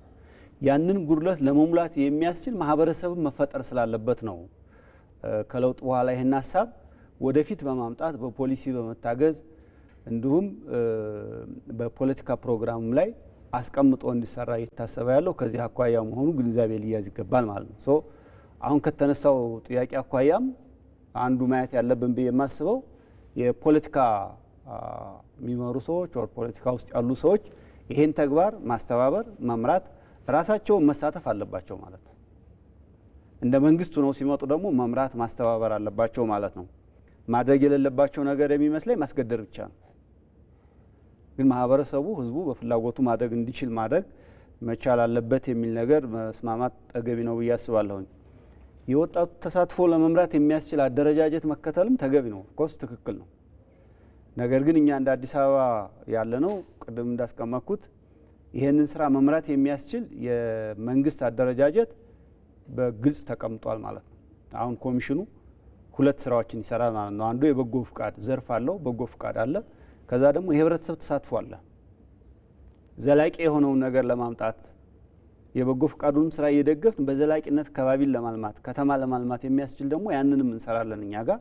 ስለዚህ ከአደረጃጀት አኳያ የአዲስ አበባ ተመልሷል። የሚቀረው በየጊዜው የሚታዩ ክፍተቶችን እያዩ ማስተካከያ ማድረግ ነው ማለት ነው። ይሄ ብቻ ሳይሆን በማህበረሰቡ ውስጥ ባህል እንዲሆን ለማድረግ የሚያስችሉ ስራዎች በመሰራታቸው ቅድም እንዳልኩት በጣም ትላልቅ ሀብቶች እየወጡ የሚሰሩ ስራዎች አሉ ማለት ነው። በጎ ፍቃድ አለው፣ የጎደለውን መሙላት አለ። ግን በዘላቂነትም አሁን የቤት ስራ እኮ በዘላቂነት ነው፣ ከተማ የመቀየር ስራ ነው የምንሰራው ማለት ነው። ሶ ከዚህ አኳያ ከአደረጃጀት አኳያ ይህንን ማምጣት ተገቢ ነው ተብሎ ተወስዶ የተሰራበት ነው ማለት ነው። ከወጣቶች ጋር ያለን ትስስር ቅድም ይሁነኝም እንዳስቀመጠው እኛ እየሰራን ያለ ነው። በጣም በርካታዎቹን ስራዎች ወጣቶች ናቸው የሚሰሩት። ግን ሌላው ማህበረሰብ ክፍል በበጎ ፍቃድ ስራ ላይ መሳተፍ አለበት። ባለጸጋው መሳተፍ አለበት። ሰዎች ባላቸው የኢኮኖሚ አቅምም ሳይገደቡ በጉልበታቸው መሳተፍ የሚችሉ መሳተፍ አለባቸው። ሴቶች መሳተፍ አለባቸው። እውቀት ያላቸው ማሰልጠን የሚችሉ የህብረተሰብ ክፍሎች አሉ። ይሄ በእድሜያቸው ገፋ ብለው በጣም የሰለጠኑ ስለዚህ ጉዳይ ኢሹ ያላቸው ሰዎች ወጣቶችን ማሰልጠን አለባቸው። ልምድ ልውውጥ የሚያደርጉበት ማዕቀፍ አለን። በዚህ ከተማ ለምሳሌ እኛ ወደ 6000 የሚሆኑ ወጣቶችን ከእድሜ ባለጸጋዎችና አሁን ደግሞ በጣም ውጤታማ የሆነ ደረጃ ላይ ከደረሱ የህብረተሰብ ክፍሎች ጋር እናገናኛቸውና ልምድም ይቀያየራሉ ማለት ነው። ቅድም ከወላይታ እንደተገለጸው ስኪል ራሱ የሚባለው እነዚህ አይነት ነገሮችን ስናደርግ ወጣቶች ባህል እያደረጉት እንዲሄዱ እናደርጋለን ማለት ነው። ይሄ ደግሞ እንዳይበተን እናደራጃቸዋለን። በእኛ በኩል ተደራጅተዋል። ቅድም ያልኳቸው ለምሳሌ ደም መለገስ ማህበራት አሉን እኛ። ስለዚህ ማህበራቱ ደግሞ አባላት አሏቸው። አባላቱ ምንድነው የሚያደርጉት? በየ3 ወሩ ደም የሰጡ አባሎቻቸውን ይይዙና ሳይቋረጥ የሚሰጥበት ሁኔታ ነው ያለው ማለት ነው። እንደምታውቁት ደም በአንድ ወቅት ችግሩ ነበር ሀገራችን ላይ ማለት ነው። ሆስፒታሎች ውስጥ የማይገኝ ሆኖ በጣም ብዙ ሰዎች እየተጎዱ የነበሩበት ሁኔታ አለ። ይሄንን ሊያስቀር ወደሚችል ደረጃ ማድረስ ችለናል ማለት ነው። በአመት በጣም በርካታ ዩኒት ደም ነው መሰብሰብ የምንችለው። አሁን በክረምት በጎ ፈቃዱ ራሱ ከጀመርን በኋላ በርካታ ስራዎችን ሰርተናል ማለት ነው። በትራፊክ እናደራጃቸዋለን። እንዲሁም በሌሎች ፕሮግራሞችም ወጣቶች ተደራጅተው እንዲሰሩ እናደርግና ከወጣቶች አደረጃጀቶች ጋር ደግሞ በጋራ እንሰራለን ማለት ነው። በእኛ በኩል ይህንን መሰረት አድርገን መልክ እያስያዝነው ነው ማለት ነው። እኛ የምንሰራው እንደ መንግስት የማብቃት የማሰልጠን መረጃ የመስጠት የተሳትፎ ደረጃቸውን መለየትና በዚህ በኩል ቢያደርጉት ጥሩ እንደሚሆን ከወሰኑ በኋላ ያንን ተሳትፎ ጀምሮ መተው አይቻልም። የሆነ ደረጃ ላይ ማድረስ ስላለባቸው ያ እስከሚደርስ ድረስ ክትትል የማድረግ ስራ ነው የምንሰራው በእኛ በኩል ማለት ነው። ስለዚህ ቅድም ጠያቂው እንዳነሱት ይሄኛውን በዚህ በኩል ማየት ተገቢ ነው ብዬ አስባለሁኝ። አይ ቲንክ በየአካባቢው የተለያየ እንትን ስላለ ሊያስቸግር ይችላል። ከዓለም አቀፍ ተሞክሮ ማኳያ ሲታይ በጎ ፍቃድ እንደተባለው በርካታ ሀገሮች ይህን ስራ ይሰሩታል ማለት ነው። አሜሪካ ውስጥ አሁን ብናይ ከአሜሪካ ህዝብ እስከ 42 በመቶ በላይ የሚሆነው ህዝብ በበጎ ፍቃድ ስራ ላይ የተሰማራ ነው። 42 በመቶ። ይሄ በዚህ አይገደምም። የበጎ ፍቃድ ስራ በኢኮኖሚ ላይ በጣም አዎንታዊ የሆነ ተጽዕኖ ማሳደር የሚችል ነው። በርካታ ሀገሮች በጂዲፒያቸው ላይ በጣም በርካታ አስተዋጽኦ ያደርጋል ማለት ነው። ስለዚህ በሂደት የሚመጣው ይህን ስራ በደንብ አጥብቀን በጥብቅ ዲሲፕሊን መምራት ከቻል፣ ማህበረሰቡ ማሳተፍ ከቻል፣ ያሉብን ያለመተጋገዝ ባህሎቻችን እነዛ ሴቶቻችንን ወደ ቦታቸው ስንመልሳቸው ፋይዳው ማህበራዊ ነው፣ ኢኮኖሚያዊ ነው፣ ፖለቲካዊም ነው ማለት ነው። ስለዚህ ወደዚህ ደረጃ ማምጣት የሚያስችል ነገር ማድርጎ መስራት በጣም በጥብቅ ዲሲፕሊን መከወን ኢምፖርታንት እንደሆነ በመንግስትም የተቀመጠ በፖሊሲም የተደገፈ ስራ መሆኑ ላይ መስማማት አለብን የሚል ሀሳብ አለኝ።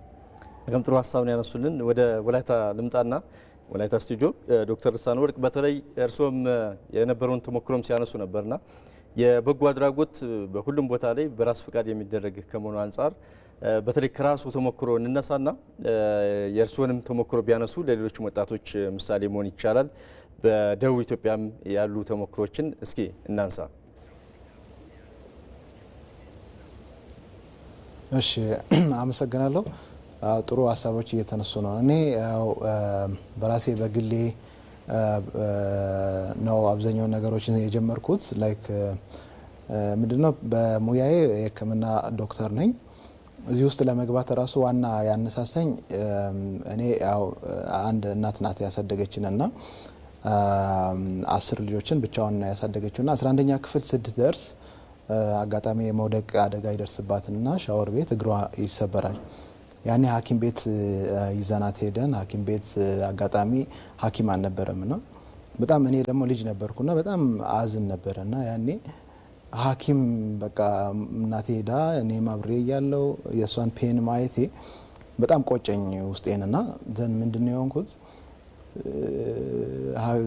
በቃ ሐኪም መሆን አለብኝ። ቢያንስ የእናቴን ህይወት መሰረቱ እናቴ ጋር ነው የነበረውና ለኔ ከባዱ ጊዜ ነበር። ከዛ ሕክምና ተቋም እግዚአብሔር መረርቶኝ ጆይን አረኩኝ። ከወጣው በኋላ ምንድነው ያሰብኩት ለምን የኔን እናት ብቻ እኔ ከ4ኛ 5ኛ ዓመት ጀምሮ እናቴንም ትሪት ማድረግ ጀምሬ ነበር። ለምን የኔን እናት ብቻ አክማለሁ? ሌሎች እናቶች ሐኪም ቤት ለመሄድ ብዙ ኪሎ ሜትር ርቆ ያሉ እናቶች አሉ። ከማህበረሰብ አካባቢያ ደግሞ በጣም የተጎዱ ማህበረሰቦች አሉና ለነዛ ሰዎች እኔ መድረስ አለብኝ የሚል ነበረኝና ሐዋሳም ስራ አጋጣሚ ተመድቤ ከተማ ውስጥ ጥሩ ልብስ ለብሼ መኪና ይዤ ጥሩ ነገር አርጌ መኖርና ማለፍ አይደለም የኔ ኢንተረስትም እንደዛም አስቤም አይቼም አይደለም ዶክተር የሆንኩትና ዋናው ሪዝን ያ እናቴ ላይ የደረሰው ፔን ነው እኔን ሙያውንም እንድመርጥ ያደረገኝና የሷ አይነት ፔን ደግሞ ብዙዎቹ ጋር እንዳለ እየተሰማኝ ከዛ ወጣው ወደ በረሃማ አካባቢዎች መሄድ ጀመርኩ። ዘንድ ደግሞ ከኔ ጋር ቡድን ማዋቀር ተጀመረ። መጀመሪያ ክሊኒክ ከፈትኩ ሰርብ ለማድረግ ክሊኒኩም ሰዎች ማለት እየከፈሉ ፋይናንሻሊ ስቴብል ላልሆነ ሰው ሂሳብ ለምን እቀበላለሁ ብዬ ከክሊኒክ ሆነ እቃዎችን ሽጠን ሰርቪሱን በዛው ቀጠለን። ይሄ 2020 ላይ ማለት ነው። ከዛ በኋላ እና እንደዚህ ጎርፍ አባያ አካባቢ እዚቹ ወላይታ አካባቢ አባያ አካባቢ ጎርፍ ሲከሰት የመጀመሪያውን እዛው ነው። ምንም ነገር ባይዜ መጀመሪያ ምንም አልነበረንም። ጀስት ጥላ ከሕክምና ተቋም ወደ ራሳቸው የተፈናቀሉበት አካባቢ ሄደን ሰርቭ ማድረግ ጀመርን። ሕክምና እዛው መስጠት ጀመርን። መድኃኒቶችን ከየት ነው ሎካላይዜሽን የሚባል ነገር አለ ባይዜ። አሁን ወደፊትም መንግስት ሊከተለው ያለው ምንድን ነው? እኔ አካባቢ ላይ ያለው የተጎዳውን ማህበረሰብ ለመርዳት የግድ አንድ ኤድ ኦር ደግሞ ድጋፍ ከሌላ አካባቢ እስኪመጣ መጠበቅ የለበትም። እኔ ሙያ አለኝ እስኪል አለኝ። ባለሀብቱ ደግሞ ገንዘብ ይኖረዋል። ሆልሴሎች ደግሞ መድኃኒት ይኖራቸዋል። መኪና ያለው አለ። እነዚህ ሰዎች ከተባበሩ እኔ ሙያዬን በነጻ ሰጥቼ ያንን የተጎዳውን አጠገብ ያለውን ሰው ራሳችን ቀድመን መድረስ እንችላለን እና በዚሁ ለምሳሌ እንደ እኛ ወደ 8ኛ ሚሽናችን የነበረው 2004 ላይ የጎፋውን አደጋ ታስታውሳላችሁ። እና ጎፋ አደጋ ሲከሰት እኛ ምንድነው ያደረግነው? ከሌላ አካባቢ ሰዎች ከመድረሳቸው በፊት እኛ ነን የቀደም ነው። ለምን? አንደኛ መጀመሪያ አካባቢ ያሉት ቅርብ ያለ ነው እኛ ነን፣ ሙያ ያለን። መድኃኒቶችን ደግሞ ከሆልሴሎች እነዚህ አከፋፋዮች ጋር ያሉትን ትንሽ በቃ 1 አመት የቀራቸውን ኤክስፓየር ዴት ያላቸውን መድኃኒቶችን ሞቢላይዝ ማድረግ ጀመርን። ከዚሁ ከከተማ አስተዳደር ደግሞ መኪና ተውሰን ስፔሻሊስት ዶክተሮች፣ ሰርጂኖች፣ ነርስ ሁሉም ጊዜያቸውንና ጉልበታቸውን ከኪሳቸው አውጥቶ መስጠት እና መስራት ጀመርና ያኔ ያዛጋ ምንድነው ተሸልመን የመጣ ነው። ምንድነው ይሄንን ያደረገው ብትል በተመሳሳይ ባይዘው ወላይታም ጎፋም ላይ የናዳ ተከስቶ ነበር። አንድ ፕሪንሲፕል እኛ ማወቅ ያለብን በጎ ስታደርግ አንድነትን ትፈጥራለህ፣ ዩኒቲን ትፈጥራለህ። በጎ ስታደርግ ደግሞ ለማን ማድረግ አለብን የሚለውን ነገር ደግሞ በጣም ፕራዮሪታይዝ ማድረግ አለብን። እኛ ጋር ናዳ ተከስቶ ነበረ ወላይታ ላይ፣ ጎፋ ላይም ናዳ ተከስቶ ነበር። አጋጣሚ ስናየው እኛም ቁጭ ብለን ስንነጋገር ኢምፓርሻሊቲ የሚባል ነገር አለ እና ኒውትራሊቲ የሚባል አለ። ሂውማኒቴሪያን ፕሪንሲፕል ላይ ሳይድ መውሰድ አንችልም። የኔ አሁን የኔ ቤተሰብ ስለሆነ 4-5 ሰው ወይም የተለያየ ብሔር አማራ፣ ትግሬ ሁሉም የተለያየ ብሔር ቢኖር የተጎዳው አንዱ ከሆነ የኔ ግድ ከኔ ጋር መመሳሰል አይጠበቅበትም እና ያንን ሰፖርት ማድረግ ነው። ወላይታ ላይ ተከስቶ የጎፋው በጣም ከፍተኛ ከመሆኑ የተነሳ ምንድነው ያደረግነው? ቅድሚያ ሰጠን። ይሄ ደግሞ ምን አደረገ? የጎፋ ህዝብና የወላይታ ህዝብ ደግሞ በራሱ ሌላ አንድነትን የማህበረሰብ ስብጥርን ሞር ጨመረ።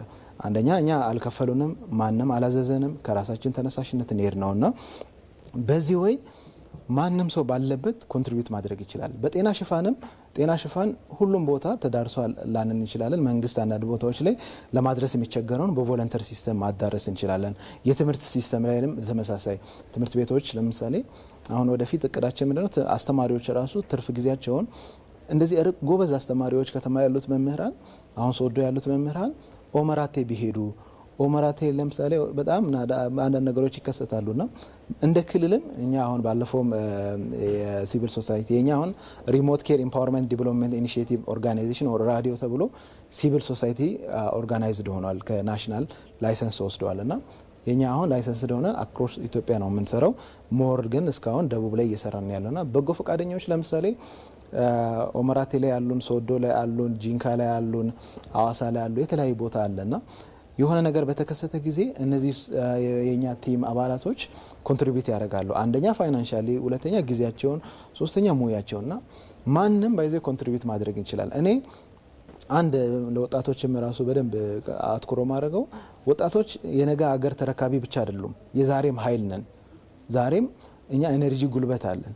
መሸከም የሚችል ሰው የለበሰ ሰው ካለ በጣም እድሜያቸው ያረጁ እኛ ቤቱላ ጎፋ ላይ ሰርተን ነው የመጣ ነው። ባይዘ የተወሰኑ ቦታዎች ካናዳው ከተከሰተ በኋላ ላሉት ሙያው አለ፣ አክመናል፣ ድንገተኛ ጊዜ ሰርተናል፣ መከላከል ላይ ሰርተናል።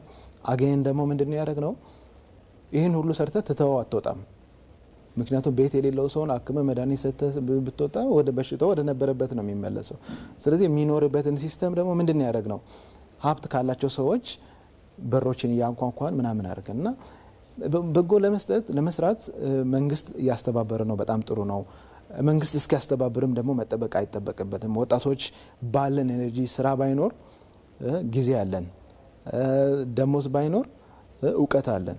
ስለዚህ እውቀታችንን ኮንትሪቢዩት በማድረግ የማህበረሰቡን አንድነት፣ ፍቅርን እኔ አሁን በጊዜያችንን እንደዚህ አሁን እንግዲህ አስብ ዶክተር ማለት ኦመራቴ ላይ ቢያንስ አንድ ዶክተርን ለማግኘት ወይ አንድ ስፔሻሊስትን ለማግኘት ወር 100 ኪሎ ሜትር 100 ምናምን ኪሎ ሜትር ይጓዛል አንድ የማህበረሰብ የተፈናቃይ ማለት ነው።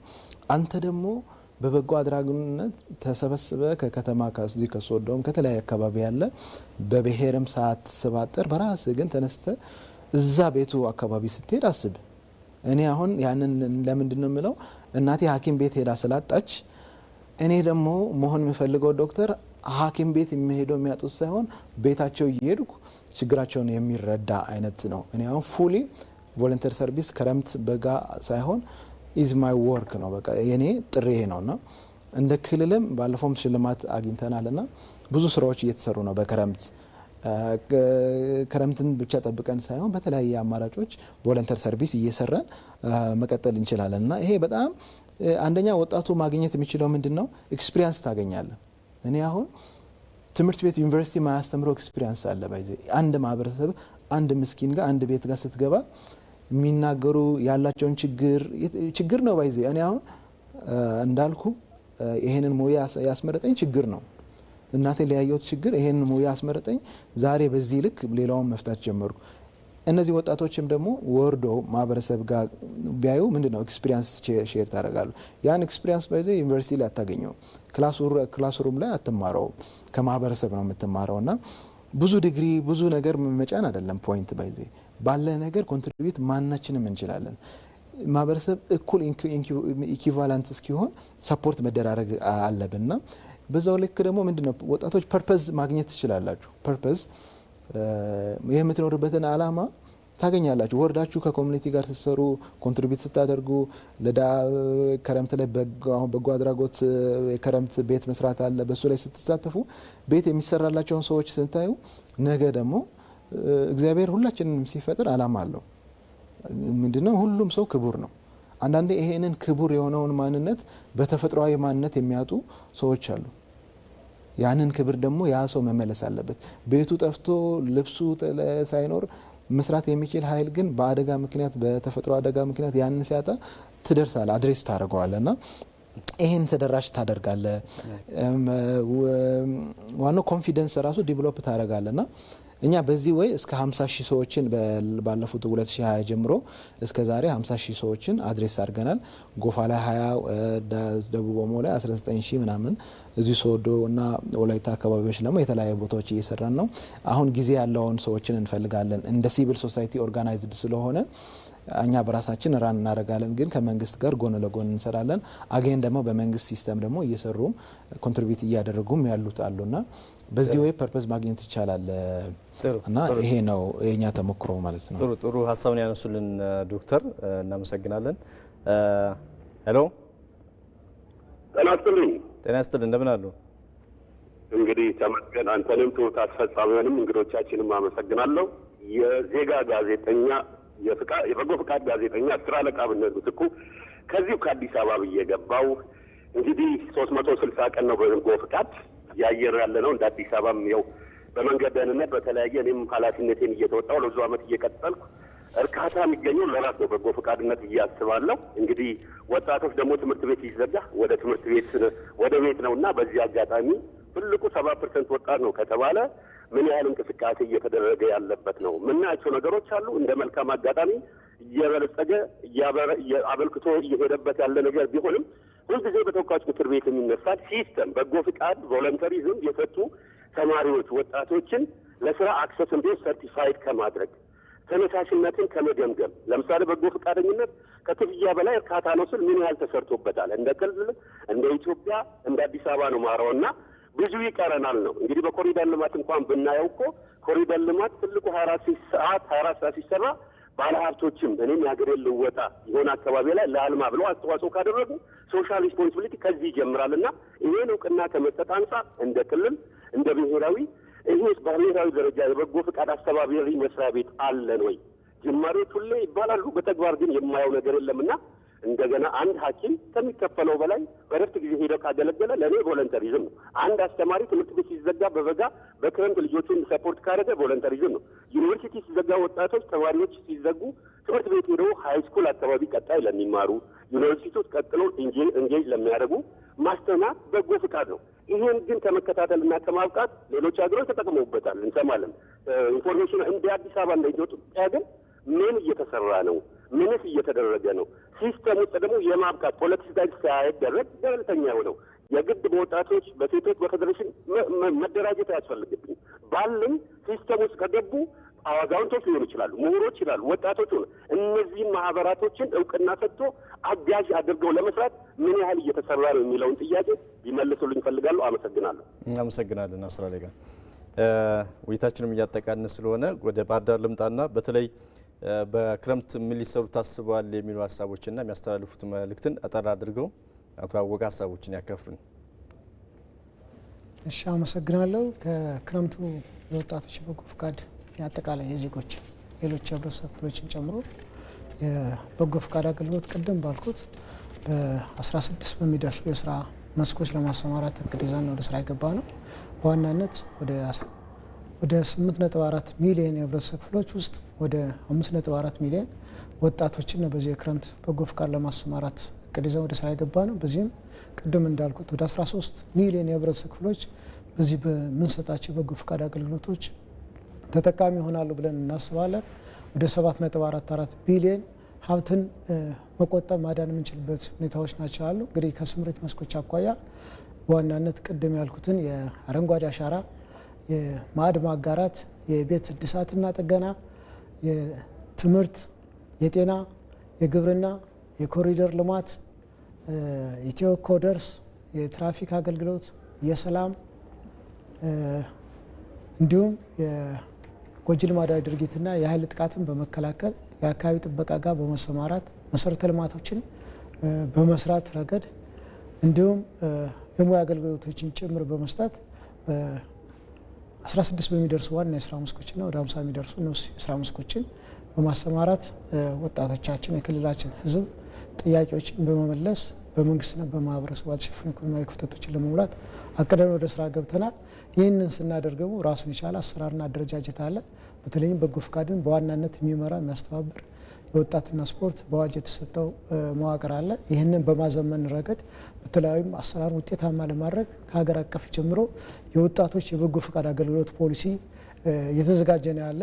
በጎ ፍቃድ መደበኛ ብቻ ሳይሆን ሌሎች የህብረተሰብ ክፍል የሚሰማሩበትም የዜጎች የበጎ ፍቃድ ፕሮግራሞች ሁሉ ተቀርጸዋል። የመረጃ ስርዓትም ኦልሬዲ ሶፍትዌር ዲቨሎፕ የተደረገበትና በዘመናዊ መንገድ የበጎ ፍቃድ አገልግሎት መረጃ ልውጦች የሚሰሩበት በተለይም የተሰራውን ስራ ደግሞ በዋጋ ትመና ጋር ተያይዞ ይህም ራሱን የቻለ የሞኔታሪ ቫሊዩ የኮስት ኤስቲሜሽን ስታንዳርዶች ሁሉ ተዘጋጅተው ወደ ስራ የገባን ያለብንበት ሁኔታ ነው ያለ። ከዚህ አኳያ የበጎ ፍቃድ አገልግሎት በክልላችን በተሳታፊ ቁጥርም ከጊዜ ወደ ጊዜ እየጨመረ ያለበት በተጠቃሚ ቁጥርም እያደገ ያለበት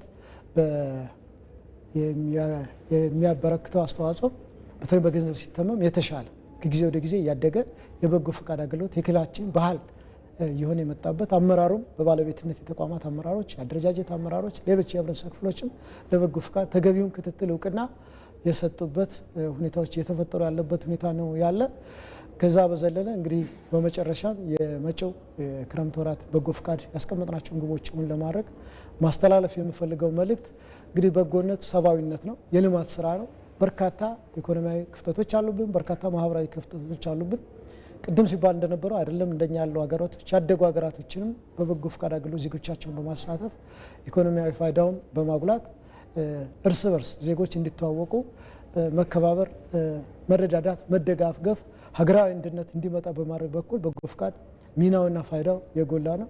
ከዚያ አንጻር ወጣቶች በተፈጠረው ምቹ ሁኔታ መደላድል በበጎ ፍቃድ አገልግሎት በማሳተፍ የዜግነት ኃላፊነታቸው እንዲወጡ ማድረግ ይጠበቃል። ለዚህም ተቋማትና ሌሎች የሚመለከታቸው አካላት ለበጎ ፍቃድ አገልግሎት ምቹ ሁኔታ በመፍጠር ግብአቶችን በማሟላት መስራት ይጠበቅባቸዋል የሚል ሀሳብ ነው ያለኝ። ይህንን በማድረግ በጎ ፍቃድ ባህላችን እናደርግላለሁ። አመሰግናለሁ። ጥሩ ይሁን። እንደ አንድ ወጣት ደግሞ በተለይ ክረምት ላይ የሚጠበቁ ነገሮችን አጠር አድርገህ። ጥሩ እሺ እንግዲህ እኛ እንደ ተቋም ተደራጅቶ 27 ዓመት ሲሰራ የነበረ ማህበር ነው። እንግዲህ በአጠቃላይ ይህን የበጎ ፍቃድ ስራ ከሀሳብ ወደ ተግባር በመለወጥ ቅድም ሲነሳ እንደነበረው በጎ ፍቃድ ማለት ምን ማለት ነው? ወይም መሳተፍ ማለት ምንድን ነው? በእውቀት መሳተፍ ይቻላል፣ በሀሳብ ማለት ነው። በተግባር በጉልበት መሳተፍ ይቻላል፣ በገንዘብ መሳተፍ ይቻላል። እነኚህን ሶስቱን በማስተሳሰር ግን ትልቁን ኃላፊነት የሚወስደው ማን ነው? ወጣቱ ነው። ወጣቶች እኛ እንግዲህ ሰፊ ቁጥር ያለው ወጣት በክፍለ ከተማ በወረዳ እስከ ቀጠና ድረስ እናሳትፋለን እንደተለመደው። ይህም በማድረግ ሂደቱ ውስጥ እውቀቱ፣ ተሞክሮ፣ ፍላጎትና መነሳሳት ያላቸው እንግዲህ ከኪስ አውጥቶ ሳንቲም መስጠት እንደማለት ነው። መሳተፍ የሚፈልጉ ማንኛውም ወጣት በወረዳና በክፍለ ከተሞቻችን ከወጣቶች አደረጃጀት ጋር በጋራ እንዲሰሩ ጥሪ እናቀርባለን። የእኛ ወጣቶች ያስተባብራሉ፣ በጎ ፍቃድ ወደ ባህል ደረጃ እንዲያደርግ በማሳደግ ውስጥ ይሰራሉ ማለት ነው። መንግስትም የጀመራቸው ስራዎች ላይ የራሱ አስተዋጽኦ እያደረገ ነው። ያኛው ላይ ደግሞ ከፍ ባለ ሁኔታ በጎ ፈቃደኞቻችን እውቅና የሚሰጥበት ከእውቅና ባሻገር ከፍ ብሎ ደግሞ ወደ ስራ ልምድ ወደሚያዝበት ደረጃ ከፍ ቢል መልካም ነው እንላለን። በጎ ፍቃድ ለሰላም፣ በጎ ፍቃድ ለአብሮነትና ለውጤታማነት እንተጋለን እላለሁኝ። አመሰግናለሁ። እሺ የመጨረሻ ሀሳቦትን ያካፍልና። አመሰግናለሁ። ይሄ ከእውቅና ጋር የተያያዘችዋን በአዲስ አበባ ከተማ ደረጃ ማህበራዊ ኃላፊነት የመወጣት ደንብ ወጥቷል በአዲስ አበባ ካቢኔ። በዛ መሰረት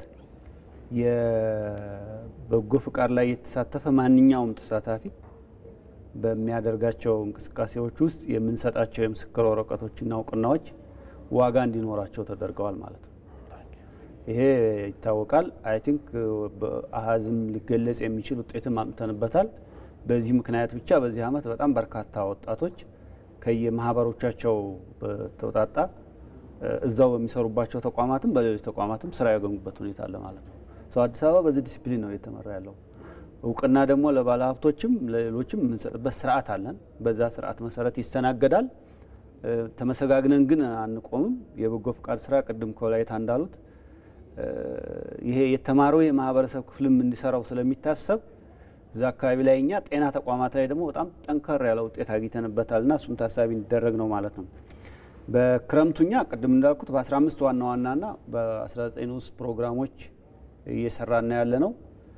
በዚህም 2.2 ሚሊዮን ህዝብ በድግግሞች ተሳትፎ ያደርጋል ማለት ነው።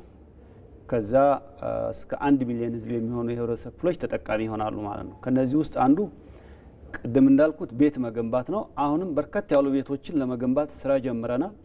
በርካታ ቤቶች ተጀምረዋል ማለት ነው። እስከ ጳጉሜ 5 የምናጠናቀቃቸው ቤቶች አሉን። እስከ መስከረም 30 የሚጠናቀቁ ቤቶች አሉን።